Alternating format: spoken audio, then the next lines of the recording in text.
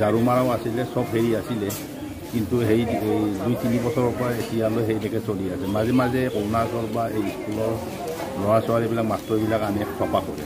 এতিয়া লেট্ৰিন আছে, বাথৰুম আছে, চব আছে, এইবিলাক চব পাতি কৰি তাৰমানে হেৰি হৈ আছে, লেতেৰা হৈ আছে, কোনো চফা মানুহ নাই। এতিয়া আপোনালোকে দেখিছে এইখন ভিতৰতে ছাগলী হাগি ৰাখিছে, এতিয়া জেগাবোৰ এনেকৈ চলি আছে, লেতেৰা হৈ আছে। সেইটোৰ কাৰণে আমিনো কি ক'ম আৰু, চৰকাৰে এতিয়া কি কৰিছে কি কৰা নাই এইটো আৰু চৰকাৰৰ ওপৰত নিৰ্ভৰ আৰু। স্বাস্থ্যৰ কাৰণেতো এইটো হ'বই।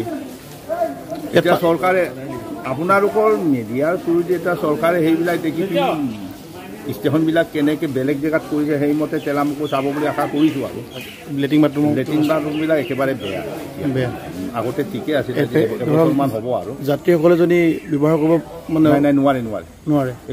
মই নিজে সোমাই মাজে মাজে পাওঁ, বাহিৰতে কৰে আৰু বেচেৰা পেচাব কিবা।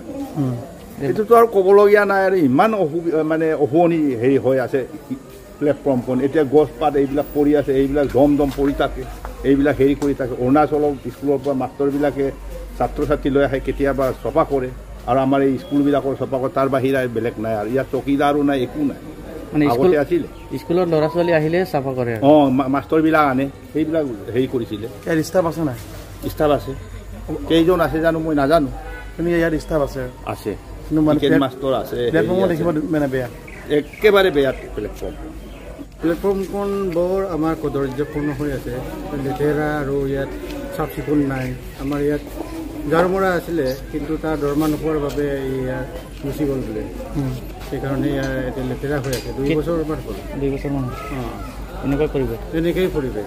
আৰু প্লেটফৰ্মখন জংঘল, আৰু ইয়াত চাফ চিকুণ কৰা মানুহ নাই। মই সেইকাৰণে বহুত দুখ লাগোঁ আমাৰ তেলাম বাসিন্দা হিচাপে।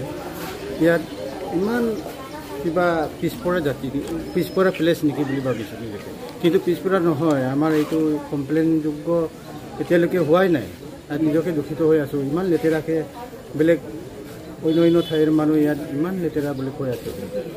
এইটো একচুৱেলি আমাৰ এই প্লেটফৰ্মখন চোৱা চিতা মানুহ ব্যৱস্থা কৰিব লাগে, কৰ্মচাৰী ঝাৰু মাৰা হওক, যিকোনো হওক, সেইবিলাক সম্পূৰ্ণকৈ আমাৰ ইয়াত ব্যৱস্থা দিয়া নাই।